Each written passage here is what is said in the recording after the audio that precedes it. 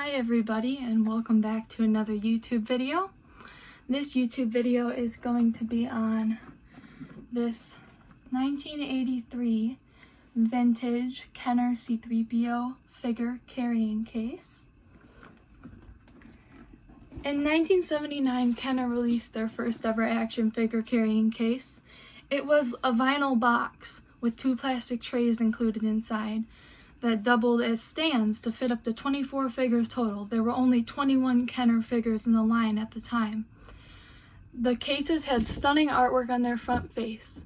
The same case with different frontal artwork was reissued in 1980, 1981, 1982, and 1983. This version of the cases were considered to have better experiences at holding the figures themselves. If any of you had both cases as a kid or adult collector, please let us know in the comments which you found held the figures better. In 1980, along with the release of Star Wars Episode 5, The Empire Strikes Back, the first of the 3-dimensional bust cases was released. This was the Darth Vader carrying case, which held 31 action figures and is considered highly common and not worth very much by collectors. It was also considered to not hold the figures as well as the original cases did. However, in 1983, along with the release of Star Wars Episode 6, Return of the Jedi, a successor to the extraordinarily popular Darth Vader Bust Case was released. The C-3PO life-size golden metallic 3-dimensional bust collector's case. This case holds up to 40 action figures plus accessories and has a hidden carrying handle in the back of the head area here. It was considered an extremely impressive looking item in its time, although like its predecessor case, it didn't hold the figures very well. In 1984, the C-3PO case also coexisted with the laser rifle carrying case. The successor of the C-3PO case was ultimately to be the animated Droids series version of C-3PO, made in a yellow-colored plastic that was not metallic. But in the end, the entire Droids toy line flopped, and only a few prototypes of this case exist.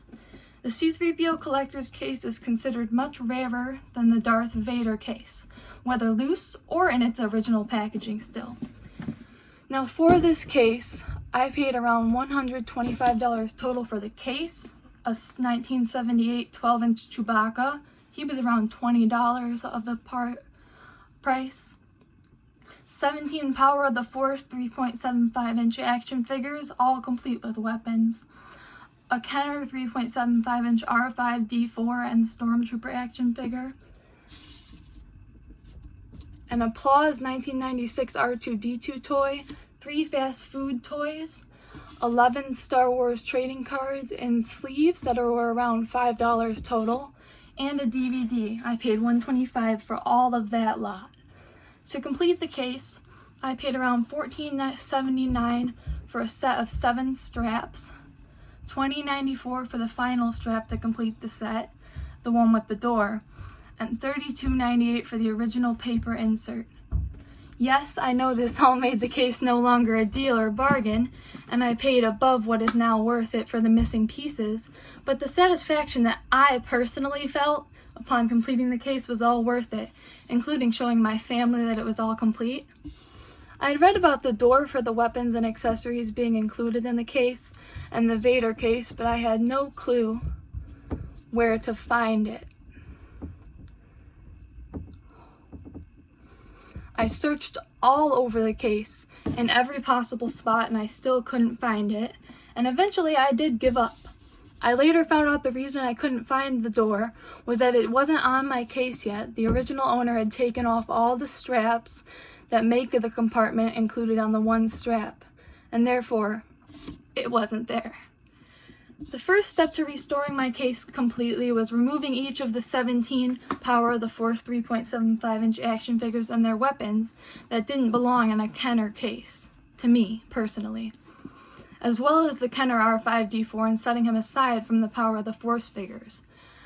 I then blew some dust bunnies out of the compartments of the case. It took some research because as a 19-year-old fan who hadn't been born back when these cases were popular, I had no clue what it needed to become complete. Obviously, the insert was easy to figure out that it needed to be purchased to complete my case because I could find it online and saying that it needed to be completed. But it took some extra time to figure out what the black straps were that held the figures in place, how many there should be, and what different types there should be. When I looked up the straps on the eBay app, I saw a guy was parting out an entire C-3PO case. He had all of the original straps with original stickers on them for sale, individually about $15 to $20. But I didn't really want to pay that much for that many straps. And I didn't like that they had the stickers on them, because if I was going to restore this case, I wanted to try to leave those slots blank if I could possibly. I added them to my eBay watch list, but less than 5 minutes after adding them, literally right away, somebody was buying them. Insanely enough, after a second search, I found one guy selling almost a complete set with no stickers on them whatsoever. Completely clean. There were no sticker residue at all showing. Nothing. It only had one strap missing. The one with the door was missing. It was 7 straps he was selling total. The case originally has 8 straps total. So that guy was selling those 7 straps for only $14.79, which is what the other guy was charging for one strap. And I did end up paying up and purchasing the last strap, the one with the door, from the other seller for $20.94, since it was still available and hadn't been purchased yet. I figured since it looked like some of the stickers were already peeling off, I'd try to peel off the stickers best I could. The last thing I needed to purchase was the insert, and the same seller was selling an original insert with great vibrant yellow colors and the original 1982 copyright in great condition for approximately $32.98, so I bought that as well. All these pieces came in the mail down home before my trip up north, so I was able to put them on the car back seat in our van on the way up north to transfer them to where the C-3PO case was, where I had gotten it this past Memorial Day weekend. Actually, the C-3PO insert and one strap came in an absurdly loose packaging. It was almost open and untaped, the box was. And when I opened it, I thought they'd forgotten to ship the strap itself, because there was so much packaging in that box that I don't think it should have been that big. I kept everything in its original packaging until I arrived up north so it wouldn't be damaged on the ride up. However, I took a risk with it being damaged in its original shipping, and I wouldn't have opened it in time to talk to the seller to fix any issues. But luckily, everything was alright. When my dad and mom were cutting the lawn up north here, I decided to open both packages and surprise them both by completing this C-3PO, especially since my dad had originally been hesitant to purchase all these completion items for me. Everything was okay upon opening and me laying it out, and I decided to start with peeling off the stickers on the one strap that needed it. Some of the stickers were half off the strap and were super easy to peel and left only a little residue, but I really had issue with the last sticker I tried to peel off, which was Lando Calrissian as a skiff guard. It was stuck fully onto the band pretty firmly. The easiest two to get off were Neon Numb and Chief Chirpa, because they were already half off the strap, which is basically why I was okay with buying the strap.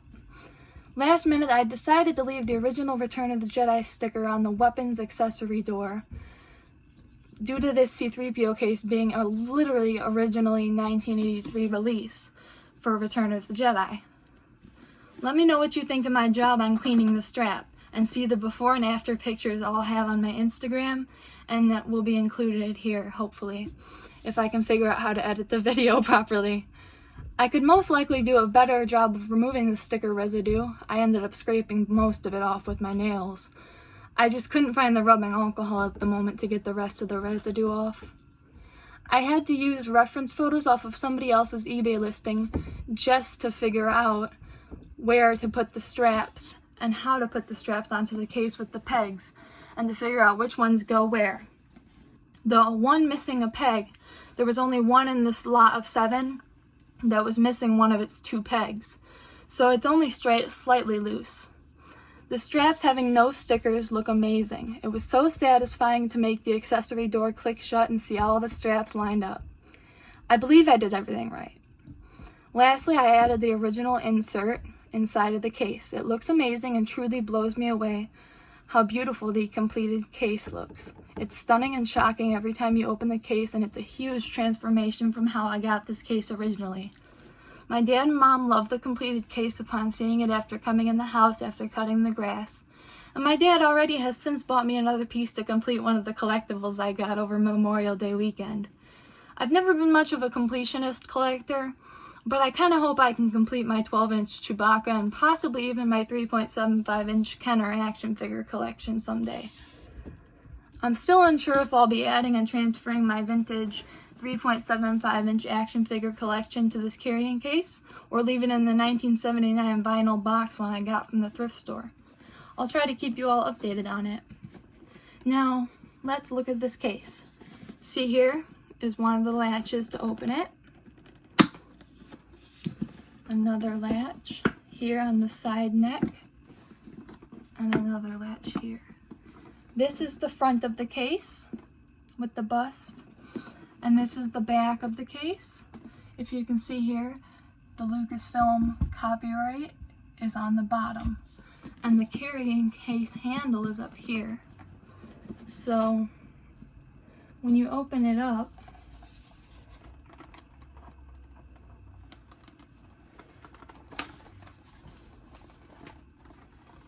here is the case, completed, all by itself. The insert and the straps. So this is the C-3PO carrying case insert, the original insert.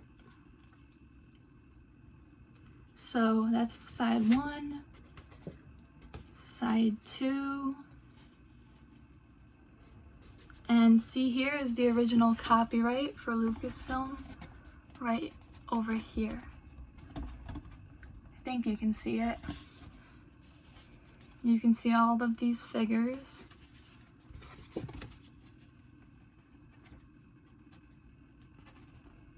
And this insert is in perfect condition, basically.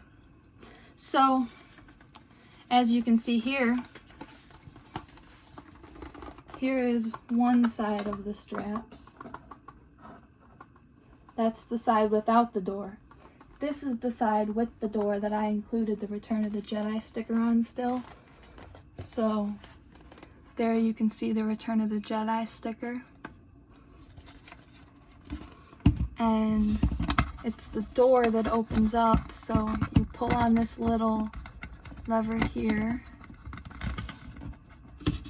and it opens up. It's the weapons and accessories door. Snap shut. You can see the line where it was worn down. And this is the strap that I cleaned, actually. From here to here is the strap that I cleaned. I think it looks pretty good, actually. So, let's put this back away. We set the insert in. And we close her on up. Latch. I really hope you guys enjoyed this video. It's my first of the kind doing this type of video, so I really hope you like it. And thank you all for watching. If you haven't already, please drop a like, subscribe if you enjoyed this video, and leave a comment if you would like. Share with your other Star Wars friends, and follow me on Instagram at JustThatStarWarsGirl. Thank you so very much for watching. Signing off now, Elise.